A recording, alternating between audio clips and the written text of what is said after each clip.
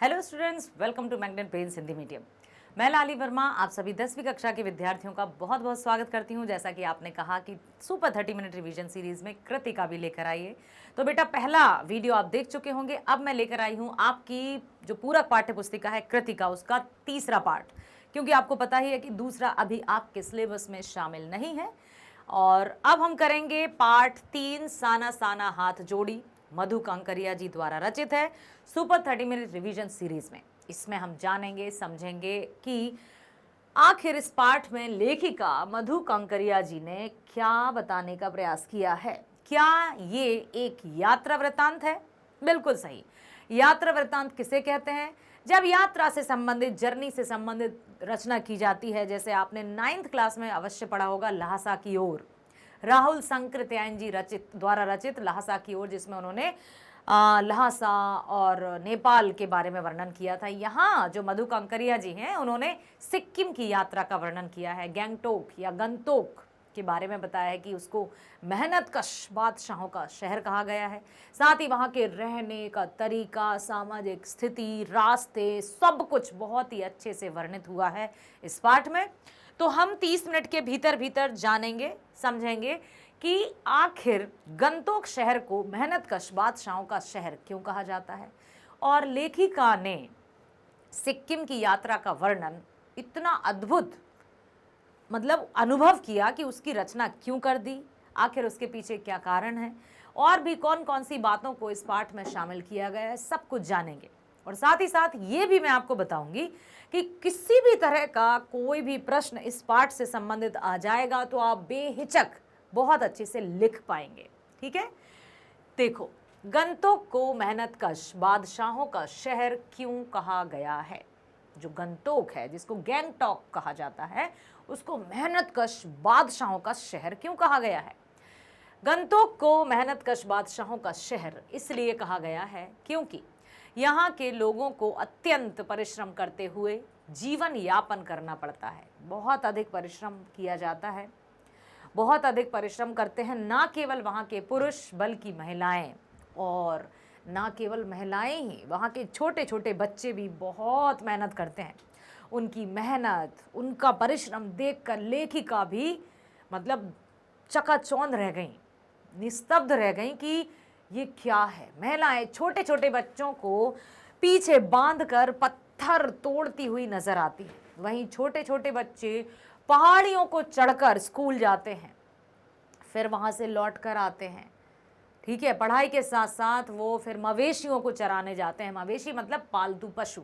उसके बाद लकड़ियाँ चुनने जाते हैं, अपनी माता के जो भी घरेलू काम है उनको करने में भी सहायता करते हैं। तो ना केवल पुरुष, ना केवल महिलाएं, बल्कि वहाँ के जो बच्चे हैं वो भी अत्यंत परिश्रमी होते हैं। और लेखिका को मतलब उनका दिल दहल उठता था कि कितना कुछ देकर ये कितना कम प्राप्त करते हैं। उनके जो गाइड था जितेन नार्गे, गाइड का नाम है, जो गाइड कम ड्राइवर था, अर्थात ड्राइवर भी था और गाइड भी था। उसे बहुत सारी बातों के बारे में लेखिका ने जाना, और एक कुशल गाइड में जो लक्षण होने चाहिए, जो विशेषताएं होनी चाहिए, उनमें पूरी तरह से परिपूर्ण था जितेन नार्गे। तो गंतोक को मेहनतकश बादशाहों का शहर इसलिए कहा गया है क्योंकि यहाँ के लोगों को अत्यंत परिश्रम करते हुए जीवन यापन करना पड़ता है, और जो जहाँ रहता है उसे वहीं रहने की आदत सी बन जाती है। वहीं रहकर वो परिस्थितियों का, विपरीत परिस्थितियों का सामना भी करता है। औरतें पत्थरों पर बैठी पत्थर तोड़ती हैं। ये तो वो हाल हुआ ना कि जिस डाली पर बैठे हैं उसी डाली को काट रहे हैं। पत्थर पर बैठकर पत्थर तोड़ती हैं, और कभी कभी ये पत्थर उछट कर लग भी जाते हैं। और गाइड ने ये भी बताया कि जब डायनामाइट से ये पत्थरों को उड़ाया जाता है, चट्टानों को, तो बहुतों की तो मौत भी हो जाती है। मौत को हाथ में लेकर वहाँ जीवन यापन किया जा रहा है। उनके हाथों में कुदाल और हथौड़े तथा पीठ पर बंधी टोकरी में उनके बच्चे बंधे होते हैं। वे भरपूर ताकत के साथ कुदाल को जमीन पर मारकर काम करती हैं।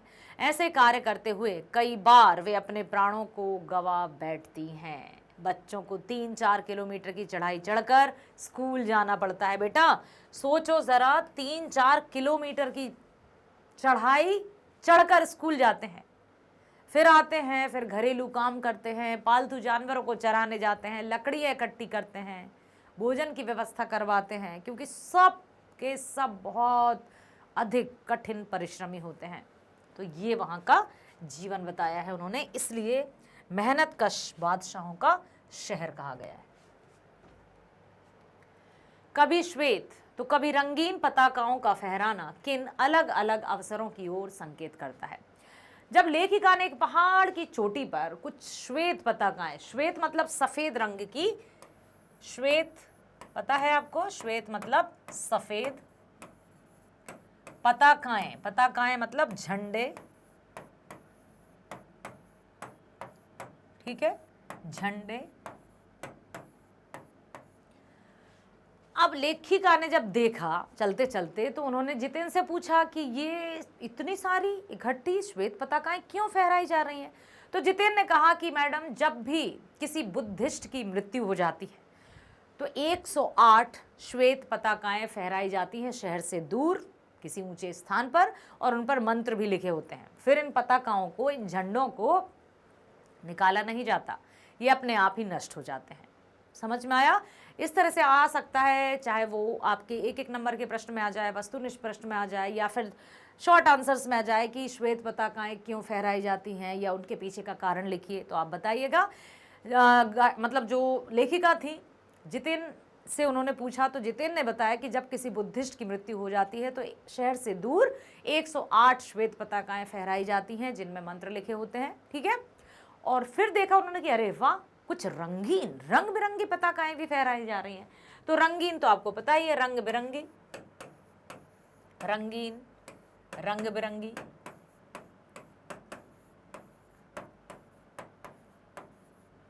रंग बिरंगी पताकाएं। तब उन्होंने कहा कि जब कोई शुभ कार्य या किसी अच्छे कार्य का शुभारंभ किया जाता है तो रंगीन पताकाएं फहराई जाती हैं। श्वेत पताकाओं का फहराना शांति और अहिंसा का प्रतीक माना जाता है। जब किसी बुद्धिस्ट की मृत्यु हो जाती है तब शहर से दूर उसकी आत्मा की शांति के लिए 108। एक और बात सुनो बेटा, जब कभी हम उत्तर में या फिर पत्र लेखन में संख्याओं का जिक्र कर रहे हैं तो आप उसको देवनागरी लिपि में ही लिखें, अर्थात शब्दों में लिखें। यदि इस तरह से लिखेंगे 108 और लाइन खिंची रहेगी तो ये कुछ भी समझ में आ सकता है, बहुत कुछ समझ में आ सकता है। तो कोशिश करें, हमेशा याद रखें कि शब्दों में लिखें, अंकों में ना लिखें। समझ में आया? 108 पताकाएं फहराई जाती हैं। इसी प्रकार जब किसी नए कार्य की शुरुआत की जाती है तब रंगीन पताकाएं फहराई जाती हैं। इन्हें उतारा नहीं जाता, ये स्वयं ही नष्ट हो जाती हैं। तो कभी रंगीन पताकाएं, कभी श्वेत पताकाओं का फहराना इसी ओर संकेत करता है। जितेंद्र नार्गे, याद रखिएगा, बहुत सारे बच्चे जितेंद्र लिख देते हैं। अरे भाई, जितेंद्र नहीं है वो, जितेन, जितेन, जा में छोटी की मात्रा, ता में एक की मात्रा, ना छोटा ना, जितेंद्र नार्गे। कौन था? एक गाइड भी था और ड्राइवर भी था। तो जितेंद्र नार्गे ने लेखिका को सिक्किम की प्रकृति के बारे में, वहाँ की भौगोलिक स्थिति एवं जनजातीय जीवन के बारे में क्या महत्वपूर्ण जानकारियां दी। बताइए, ये प्रश्न बहुत महत्वपूर्ण है, इस तरह के प्रश्न पूछे जाते हैं। सिक्किम भारत से लगा हुआ स्वतंत्र राज्य था। यह एक ऐतिहासिक व बादशाहों का शहर था। आपको पता है ना सिक्किम कहाँ है? यदि हम बात करें पूरब, पश्चिम, उत्तर, दक्षिण, पूरब, पश्चिम, उत्तर और दक्षिण, तो सिक्किम कहाँ है? यहाँ है ना, पूरब में। तो यहाँ पर देखो, सिक्किम भारत से लगा हुआ, लगता हुआ स्वतंत्र राज्य था, एक ऐतिहासिक और बादशाहों का शहर था। कवि लॉन्गस्टॉक तथा यूमथोंग बॉर्डर से लगते हुए स्थान है। गैंगटॉक सिक्किम की राजधानी है जो अत्यधिक सुंदर है। सिक्किम की राजधानी क्या है? गैंगटॉक। यहाँ के लोग बहुत ही भोले और मेहनती होते हैं। ये भारत में मिलकर बहुत खुश हैं तथा अपने आप को इंडियन बताकर भारत के गौरव को और भी गौरवान्वित करते हैं। लेखिका ने जब एक युवती से पूछा कि क्या तुम सिक्किमी हो, तो उसने जवाब दिया कि मैं भारतीय हूँ, मैं इंडियन हूँ। ये सुनकर लेखिका तो गदगद हो गई। ना जाने पहाड़ी रास्ता बनाने में कितने मेहनत कशों की जान गई थी, फिर भी यह काम जोरों पर चल रहा है। साना साना हाथ जोड़ी। पाठ में बताया गया है कि लोग यहाँ बहुत गरीब हैं, महिलाएं बच्चों को साथ लेकर सड़क बनाने का काम करती हैं, परंतु ये अपने जीवन से हतोत्साहित नहीं है, डीमोटिवेट नहीं है। ऐसा नहीं है कि मेहनत करते हैं तो हमेशा रोते बिलखते रहते हैं, जैसे नहीं किसी की आदत होती, अरे भैया हमारे जीवन में तो ये चल रहा है, ऐसा ऐसा नहीं है। वो इसी को अपना एक जीवन का हिस्सा समझकर बहुत दिल खोलकर हंसी खुशी से मेहनत करते हैं और अपना जीवन यापन करते हैं, हतोत्साहित नहीं है, खुशी खुशी जीवन यापन करते हैं। ये सच्चे देशभक्त हैं। तो जितेंद्र नार्गे ने लेखक को सिक्किम की प्रकृति के बारे में क्या बताया कि वहाँ के जो रास्ते होते हैं वो बहुत सकरे होते हैं, उबड़ खाबड़ होते हैं, चट्टानों पर बैठकर रास्ते बनाए जाते हैं। लॉन्ग स्टॉक में घूमते हुए चक्र को देखकर लेखिका को पूरे भारत की आत्मा एक सी क्यों दिखाई दी? क्यों? ये प्रश्न समझ में आया कि एक चक्र था, इस तरह का व्हील था। तो लेखिका ने फिर पूछा जितेंद्र से कि ये क्या है? तब जितेंद्र ने कहा कि मैडम ये धर्म चक्र है और इसे प्रेयर व्हील भी कहा जाता है। ऐसा कहा जाता है कि इसको घुमाने से सभी पाप नष्ट हो जाते हैं।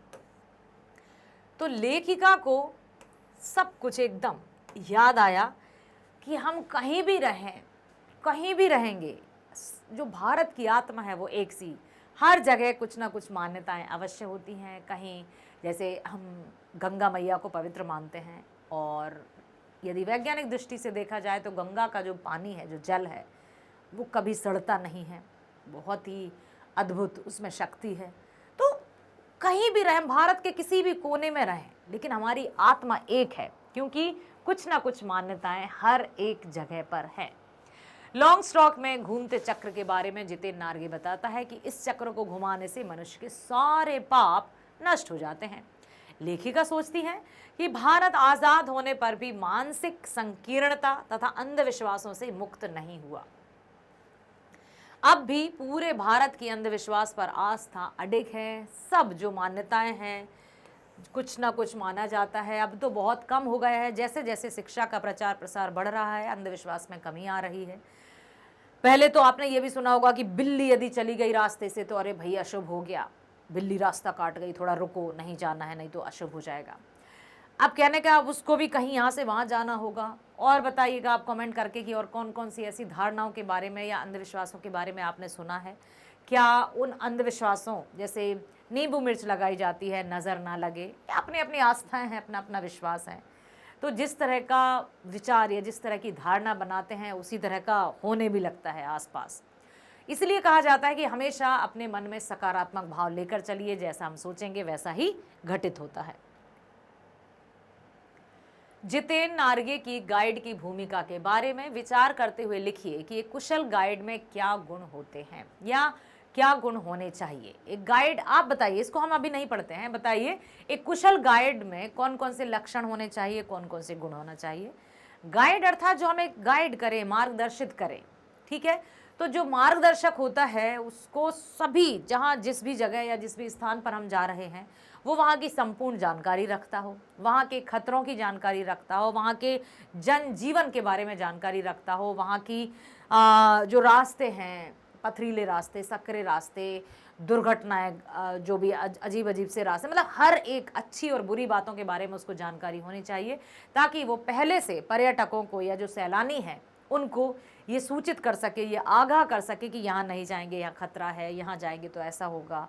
इसके बारे में कुछ भी, देखिए जो पर्यटक रहते हैं, जो सैलानी रहते हैं, वो तो टूरिस्ट सैलानी, ठीक है, उनके मन में तो किसी भी तरह के प्रश्न आ सकते हैं। हर एक प्रश्न का उत्तर आना चाहिए या हर एक प्रश्न का उत्तर दे पाए एक कुशल गाइड वही कहलाता है।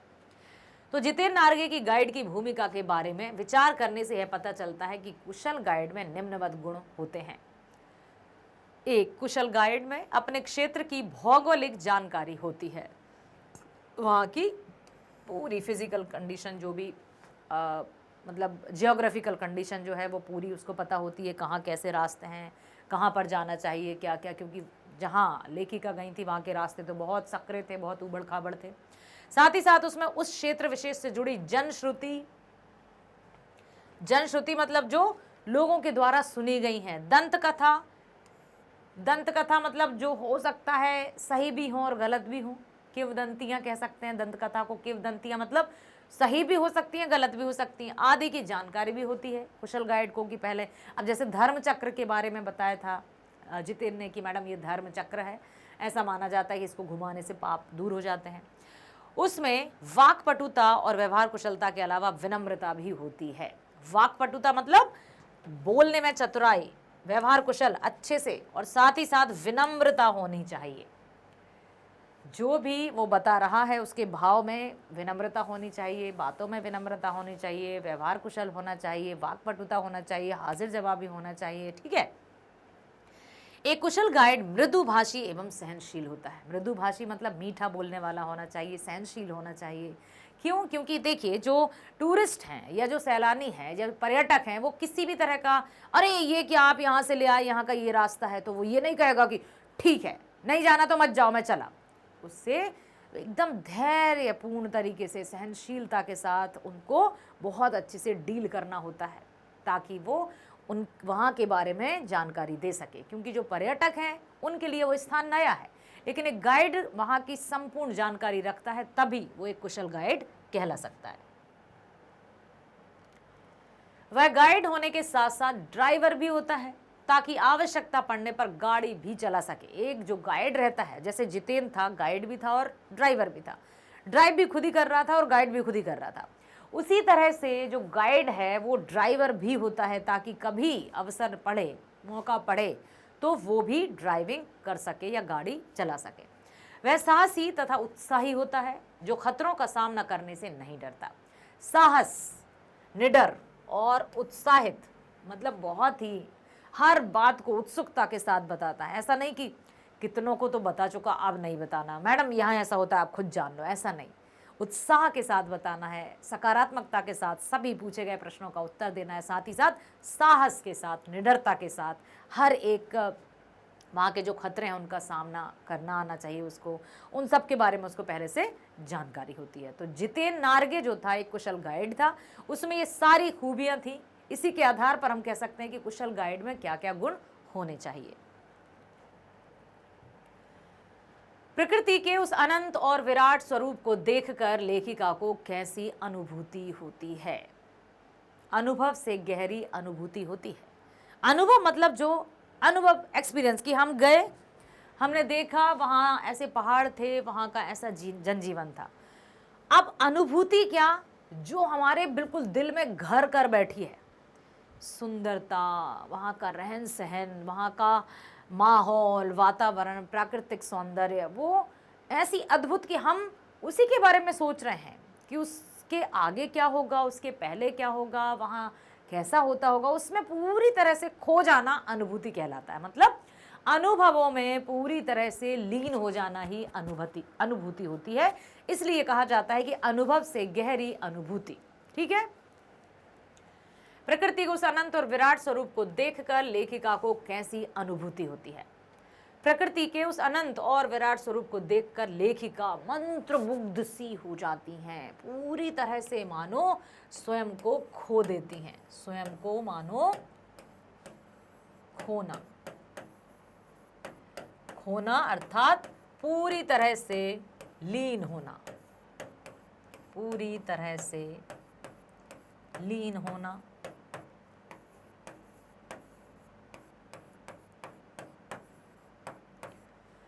ठीक है। उसे प्रकृति अत्यंत रहस्यमयी और मोहक लगती है। वह इस सौंदर्य को किसी बुत सी माया और छाया के खेल की तरह देखती रह गई। बुत सी छाया और माया मतलब, बुत मतलब क्या होता है? मूर्ति, स्टैच्यू।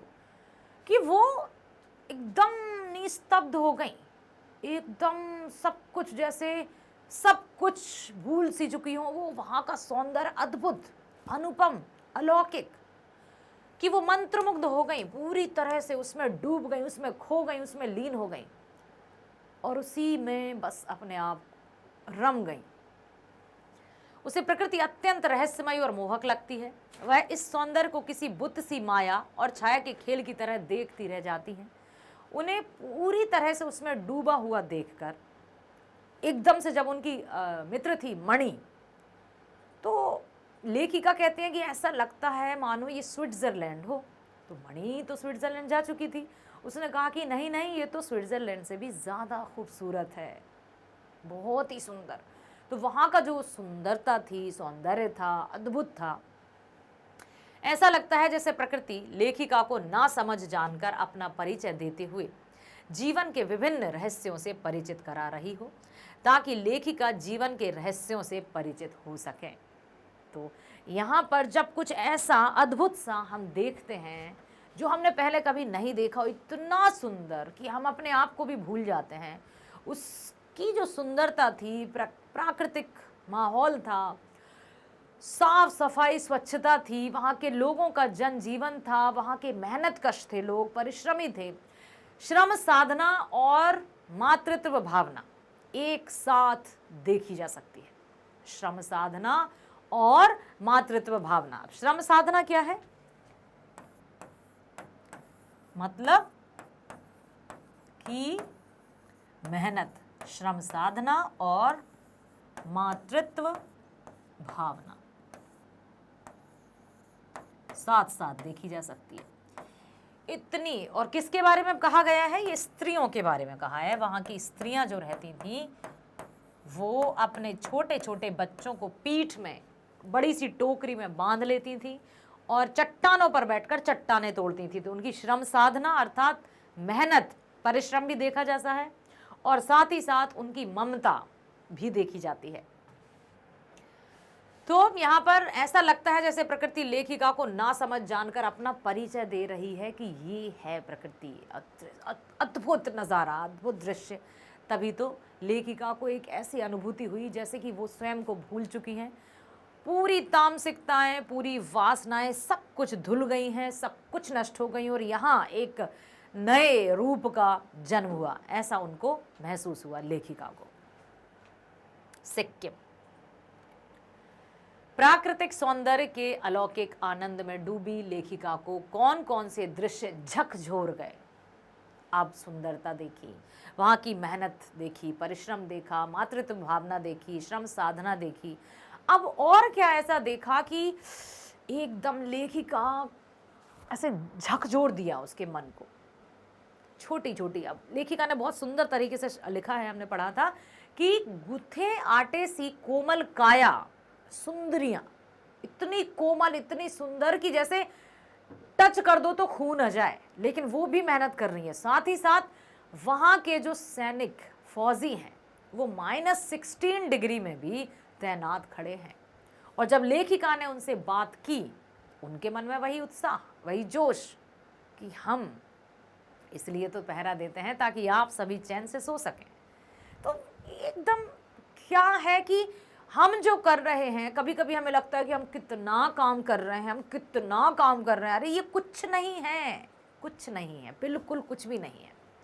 लेखिका हिमालय के अनुपम सौंदर्य को देख मंत्रमुग्ध सी उस अलौकिक प्रकृति में डूबी थी, परंतु जब उसने कुछ पहाड़ी औरतों को पत्थरों पर बैठकर पत्थर तोड़ती हुए देखा तो उनकी अतीन्द्रियता चकनाचूर हो गई। उनकी जो सोचने समझने की, जो अब तक की विचारधारा थी, वो एकदम चूर चूर हो गई। क्या कहा जाता है कि स्त्रियां कोमल, क्योंकि कोमल काया थी उनकी, काया मतलब शरीर, हाथों में हथौड़े तथा पीठ पर बंधे झोलों में उनके बच्चों को बंधे देख उसे वे आदिवासी युवतियां याद आ गईं जिन्हें उसने पलाम और गुमला के जंगलों में देखा था। इन पहाड़ियों के हाथों में पड़े ठाठे तथा उनके फूले हुए पांव मातृत्व तथा जीवन को जीने की श्रम साधना की कहानी कह रहे थे। मतलब ऐसे नहीं कि गांठ सी पड़ जाती हैं, बहुत अधिक जो परिश्रम करते हैं, जो मजदूर होते हैं या किसान होते हैं, या जो बहुत अधिक जैसे किचन का काम ही करते हैं, रोटियां बनाना है, बेलन से ही पाला पलना है, तो उनके हाथों में भी जो कठोर सी यहाँ गांठ सी पड़ जाती हैं। तो वही देख रही हैं कि ये इतनी सुंदर कोमल काया सी है, लेकिन इनके हाथों में ठाठ पड़े हैं।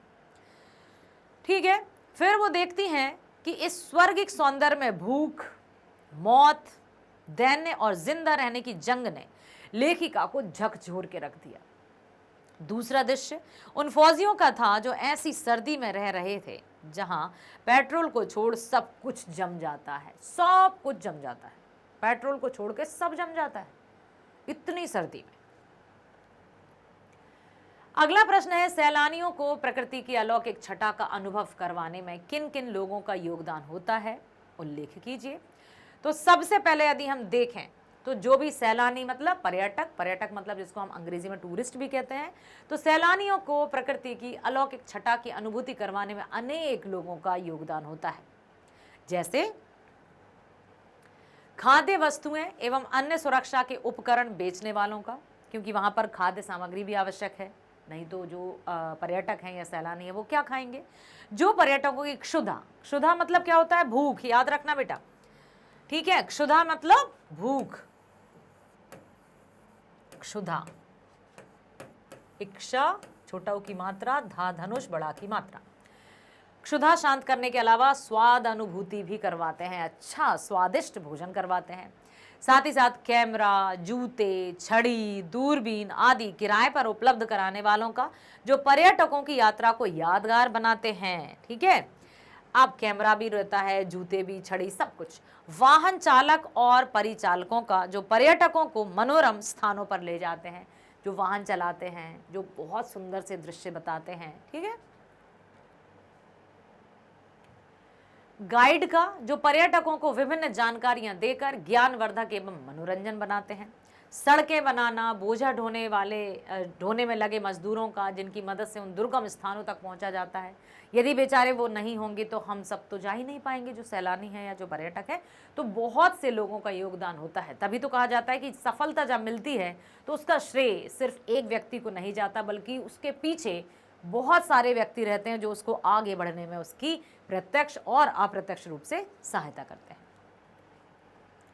कितना कम लेकर ये समाज को कितना अधिक वापस लौटा देती हैं, इस कथन के आधार पर स्पष्ट करें कि आम जनता की देश की आर्थिक प्रगति में क्या योगदान है। कितना कम लेकर ये समाज को कितना अधिक लौटा देती है। तो लेखिका ने जब वहां देखा, वहां के लोगों को देखा, मेहनत कश लोगों को देखा, परिश्रमी लोगों को देखा, तो वो इतनी अधिक मेहनत करते हैं, अपनी जान को दांव पर लगा देते हैं और बदले में उनको बहुत कम मिलता है। आम जनता देश की आम जनता नहीं, वरन देश की आर्थिक स्थिति का विशेष स्तर है। इसी जनता के कारण जीवन का संतुलन बनता है। ये देश के विकास में योगदान देते हैं, पहाड़ी इलाकों में सड़क बनाते हैं तथा देश की सेवा करते हैं। देश के विकास का महत्वपूर्ण हिस्सा होकर भी कम लेकर ये समाज को बहुत कुछ वापस लौटा देते हैं। यहाँ तक कि कई बार तो जान भी दे जाते हैं तथा पूरी लगन और मेहनत से श्रम साधना करते हैं। इसलिए लेखिका ने यही कहा है कि ये कितना कम लेकर कितना अधिक देते हैं। जब यदि अपने आप को हम उनसे तुलनात्मक तरीके से देखते हैं तो हम तो कुछ भी नहीं लगते उनके आगे। अगला प्रश्न है, आज की पीढ़ी द्वारा प्रकृति के साथ किस तरह का खिलवाड़ किया जा रहा है, इसे रोकने में आपकी क्या भूमिका होनी चाहिए। क्या आपको लगता है कि प्रकृति के साथ खिलवाड़ हो रहा है? मैं प्रश्न पूछ रही हूँ। क्या आपको लगता है कि शहरीकरण के कारण जो प्रकृति है, जो वातावरण है, सब कुछ धीरे धीरे उसका ह्रास होता जा रहा है या नाश होता जा रहा है? किस तरह से? यदि हो रहा है तो आप भी तो आने वाले भविष्य है ना बेटा, आगे आने वाले एक कर्मठ व्यक्ति हैं, नागरिक हैं, जो देश, समाज और राष्ट्र को पूरी दुनिया में बहुत अच्छी ऊंचाइयों पर ले जाने वाला है। तो क्या होता है, इसका परिणाम या दुष्परिणाम क्या है, उसको क्या करना चाहिए, हमारी क्या भूमिका होनी चाहिए एक जिम्मेदार नागरिक होने के नाते? प्रकृति के साथ किस तरह से मित्रवत व्यवहार करें, ये क्या मतलब किस तरह से क्या है ये? तो यहाँ पर प्रश्न का उत्तर है कि आज की पीढ़ी प्रकृति का लगातार दोहन कर रही है। डायरेक्टली यहाँ पर यही कहा गया है कि प्रकृति का दोहन मतलब उसका दुरुपयोग कर रही है। आखिर क्यों, क्या है इसके पीछे कारण? जो प्रकृति के साथ खिलवाड़ है, ये पीढ़ी विकास की दुहाई देकर लगातार भूमि अपरदन कर रही है। अपरदन समझते हो? भूमि अपरदन मतलब जिसको अंग्रेजी में सॉइल इरोजन कहते हैं, भूमि का जो रिसाव है। जब पेड़ पौधे नहीं होंगे तो मिट्टी कैसे जकड़ी रहेगी, क्योंकि पेड़ पौधे ना केवल प्रकृति के एक तरह से सहायता करते हैं, सिर्फ ऑक्सीजन ही प्रदान करते हैं, बल्कि मिट्टी को जो है उसको भी कस कर रखते हैं, बांध कर रखते हैं, ताकि मिट्टी का बहाव ना हो सके, कटाव ना हो सके। जहाँ पेड़ पौधे होते हैं वहाँ बहुत सब कुछ ही आप जानते हो, विज्ञान में पढ़ते हो, लेकिन बेटा सिर्फ जानने से ही काम नहीं चलेगा, उसे हमें मानना भी होगा, समझना भी होगा, उसकी उपयोगिता को जान समझकर बहुत अच्छे से उसका सही से उस प्रकृति के साथ मित्रवत व्यवहार करना होगा। अंधाधुंध कटाई की जा रही है। यह पीढ़ी नदियों में कारखानों आदि का गंदा पानी तथा अपशिष्ट पदार्थ बहाकर प्रकृति के संसाधनों का शोषण कर रही है। नदियों का नालों में परिवर्तित होना, जंगलों का रेगिस्तान में परिवर्तित होना, ये क्या संकेत कर रहा है? ये आगे आने वाले भयंकर भीषणतम खतरों के बारे में सूचित कर रहा है। लेकिन कहते हैं ना कि जाके पाँव ना पड़े वेवाई, वो का जाने पीड़ पर आई।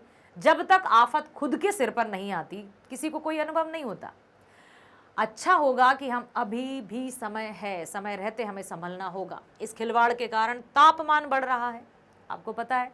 ओजोन लेयर, ग्लोबल वार्मिंग के बारे में भी आपको पता है। वैश्विक ऐसी गर्मी हो रही है जिससे ओजोन लेयर में छेद हो गए हैं, छिद्र हो गए हैं, जिससे डायरेक्ट जो सूर्य की पराबैंगनी किरणें हैं, अल्ट्रावायलेट रेज हैं, वो आ रही हैं, जिससे एकदम आग उगलती हुई है। और बहुत सारे परिवर्तन आ रहे हैं जो अभी दिखाई नहीं दे रहे हैं। लेकिन प्रकृति आखिर कब तक सहेगी? जब प्रकृति असहनीय हो जाती है तब वो कुछ ऐसा करती है कि मनुष्य में त्राही त्राही मच जाती है, हाहाकार मच जाता है। तापमान बढ़ रहा है, ऊंचाई तथा ठंड वाले स्थानों पर भी स्नोफॉल कम हो गया है। वृक्षों की कटाई को रोकना होगा, अधिक से अधिक पौधारोपण करना होगा। इसे रोकने के लिए हम निम्नलिखित कार्य कर सकते हैं। इन जगहों पर कागज या अन्य उपयोगी पदार्थ जलाना नहीं चाहिए। साथ ही साथ यथासंभव, मतलब जितनी कोशिश हो सके, यहाँ तक कि पहुँचने के लिए सार्वजनिक वाहनों का प्रयोग करना चाहिए। यदि हर एक अपनी गाड़ी से जाएगा तो कितने पेट्रोल की खपत होगी, कितना जो वायु प्रदूषण है वो होगा। ठीक है। पर्यटन स्थलों पर किसी भी प्रकार का खाली पैकेट, अवशिष्ट खाद्य पदार्थ और कूड़ा नहीं डालना चाहिए। इन स्थानों पर लगे कूड़ेदानों का प्रयोग अवश्य करना चाहिए। कूड़ेदान खाली पड़े रहते हैं और पूरा जगह या पूरा स्थान ही कूड़ेदान का रूप ले लेता है। ये सब एक एक से हमें करना होता है। कहते हैं ना, अब मैं अकेले से क्या होगा? अरे एक एक से सब कुछ हो सकता है। प्रदूषण के कारण स्नोफॉल में भी कमी का जिक्र किया गया है। प्रदूषण के और कौन कौन से दुष्परिणाम सामने आए हैं, लिखें। आप भली भांति विज्ञान में भी पढ़ते हैं, समझदार हैं, तो हमें इन बातों को ध्यान में रखना होगा और हमारी प्रकृति को स्वयं के साथ साथ सबके हित के लिए सुरक्षित रखना होगा। प्रदूषण के कारण स्नोफॉल में कमी का उल्लेख किया गया है, परंतु प्रदूषण के अन्य दुष्परिणाम जो सामने आए हैं वे निम्नवत हैं। प्रदूषण से वैश्विक तापमान बढ़ रहा है, जिससे ध्रुवों की बर्फ जल्दी पिघलने का खतरा उत्पन्न हो जाता है। प्रदूषण से जलवायु चक्र भी प्रभावित हुआ है, जिससे असमान वर्षा तथा प्राकृतिक आपदाओं में वृद्धि हुई है। असमान वर्षा मतलब समझ रहा है बेटा, जो वर्षा का जो चक्र था, जो साइकिल थी, वो अब वैसे नहीं रही है। पहले हर एक जो 3 एकम 3, 3 दूनी 6, 3 का 9 या फिर 4 तिया 12, 4 महीने का सीजन हुआ करता था। 4 महीने की बरसात, 4 महीने की गर्मी और 4 महीने की सर्दी। लेकिन अब वो चक्र पूरी तरह से, हम जब बहुत छोटे थे ना, तब बरसात होती ही रहती थी, थमती ही नहीं थी, रिमझिम रिमझिम। अब बारिश आती है और अगले ही पल धूप भी आ जाती है। ये सब क्या है? ये सब मौसम परिवर्तन है और ये सब मनुष्य के दुष्कर्मों का ही दुष्परिणाम है। श्वास संबंधी बीमारियों के अलावा अन्य नाना प्रकार की बीमारियों में अचानक वृद्धि हो रही है। पहले तो ऐसी बीमारियों के बारे में नहीं सुना जाता था कि अस्थमा हो गया या हार्ट अटैक आ गया, लेकिन अब कितनी अधिक जो भी मृत्यु हो रही है उसके पीछे वही कारण नजर आता है। वो ये भी एक कारण है कि पहले ना तो मीडिया थी, ना उनके बारे में चेकअप किया जाता। जैसे चक्कर आ रहा है तो अभी चेकअप होता है कि आपका बीपी लो है या हाई है। पहले नहीं चेकअप होता था, चक्कर आ रहा है भाई, कुछ खा लो, थक गए हो। तो बहुत सारी बातें हैं, लेकिन हमें बहुत अच्छे से बर्ताव करना होगा प्रकृति के साथ, ताकि आगे आने वाली पीढ़ी को हम एक सुंदर स्वच्छ वातावरण दे सकें। प्रदूषण के कारण कम बर्फ गिरने से प्राकृतिक सौंदर्य में कमी आ गई है। बर्फ गिरने या ना गिरने की अनिश्चितता के कारण पर्यटकों की संख्या में कमी आने से पर्यटन उद्योग प्रभावित हो रहा है। एक दूसरे से जुड़ा हुआ है, ये चेन है ना, एक दूसरे से कनेक्टेड रहती है। एक भी कड़ी यदि चेन की टूट गई, ठीक है, यदि एक भी कड़ी जो टूट जाती है तो ये चेन आपस में टूट जाती है। तो हमें बहुत अच्छे से देखना होगा, समझना होगा और हमारी पृथ्वी, हमारे मौसम को बचाना होगा। प्रकृति ने जल संचय की व्यवस्था किस प्रकार की है? जल संचय मतलब जल को एकत्रित करना। साना साना हाथ जोड़े के माध्यम से हमें यह पता चलता है कि प्रकृति हिम शिखरों से जल स्तंभ के रूप में पूरे संसार को पानी सींचती है। सर्दियों में वो बर्फ की शिलाएं बना लेती है और गर्मियों में वही जल रिस रिस कर पीने योग्य बन जाता है। बर्फ के रूप में प्रकृति शरद ऋतु में जल बटोर कर सहेज लेती है और ग्रीष्म ऋतु में पानी की त्राही त्राही मचती है। तो यही बर्फ शिलाएं पिघलकर जलधारा बनकर सबके सूखे प्यासे कंठों को बुझाती हैं। इस प्रकार प्रकृति अद्भुत तरीके से सृष्टि के लिए जल संचय करती है। प्रकृति अपने तरीके से सब कुछ करती है। दिन होता है, रात होती है, दोपहर होती है, लेकिन मनुष्य ने अपना जो रहने सहने का तरीका है वो प्रकृति के एकदम विपरीत कर दिया है। पहले सूर्योदय से पहले जागना है, मतलब सूर्योदय के समय जागना है, शाम होते ही भोजन हो गया है, रात्रि हो गई, सो जाना है। लेकिन अब रात कब दिन कब पता ही नहीं चलता नगरों में। देश की सीमा पर बैठे फौजी किस तरह की कठिनाइयों से जूझते हैं, हमारा उनके प्रति क्या उत्तरदायित्व होना चाहिए। बात की जा रही है उन ऑफिसर्स की जो वास्तव में हमारे लिए अपने आप को समर्पित कर देते हैं। देश की सीमा पर बैठे फौजी हमारे देश की रक्षा करते हैं। वे अपने देश के लिए अपने परिवार, सुख सुविधा तथा ऐशो आराम को त्याग कर हमेशा सिर्फ और सिर्फ देश की सेवा में लगे रहते हैं। वे देश की रक्षा करने के साथ साथ आम जनता की भी सहायता करते हैं ताकि अलग अलग पड़े क्षेत्रों का विकास कर उन्हें सबके साथ मिला सकें। वे पहाड़ी इलाकों में रास्ते तथा टूरिस्ट स्पॉट बनाते हैं जिससे देश का आर्थिक विकास भी होता है और आम जनता को जीने के लिए रोजगार मिलता है। ये ऐसी ठंड में रहते हैं कि जहां सब कुछ जम जाता है, परंतु अपने देश की जनता को चैन की नींद तथा सुख शांति देने के लिए वहां रहने को हमेशा तत्पर रहते हैं। हमें भी इनकी भावनाओं की कद्र करनी चाहिए तथा इन्हें उत्साहित करना चाहिए। इनके परिवारों के प्रति कृतज्ञता व्यक्त करनी चाहिए, क्योंकि ये नहीं होते तो हम सभी चैन की नींद नहीं सो पाते। इतनी अधिक सर्दी में भी वो वहां तैनात रहते हैं। आपने वो गीत की पंक्तियां अवश्य सुनी होंगी। सांस थमती गई, नब्ज जमती गई, फिर भी बढ़ते कदम को न रुकने दिया। कट गए सर हमारे तो कुछ गम नहीं, सर हिमालय का हमने न झुकने दिया। मरते मरते रहा बाकपन साथियों, अब तुम्हारे हवाले वतन साथियों। ये जो वीर जवान हैं वो हमें देशभक्ति की प्रेरणा देते हैं, साहस के साथ जीना सिखाते हैं, बहुत कुछ सिखाते हैं। तो हमें प्रकृति का कण कण शिक्षा देता है कि हमें किस तरह से आगे बढ़ना चाहिए, किस तरह से निरंतरता के साथ जीवन यापन करना चाहिए। तो मेरे प्यारे बच्चों, आशा करती हूँ साना साना हाथ जोड़ी जो मधु कांकरिया जी ने लिखा है उस पाठ से आपको बहुत सारी जानकारी प्राप्त हुई है और कोई भी प्रश्न यदि इससे संबंधित आएंगे तो आप बहुत अच्छे से उनका उत्तर लिख कर आएंगे। इन्हीं शुभकामनाओं के साथ ऑल द बेस्ट।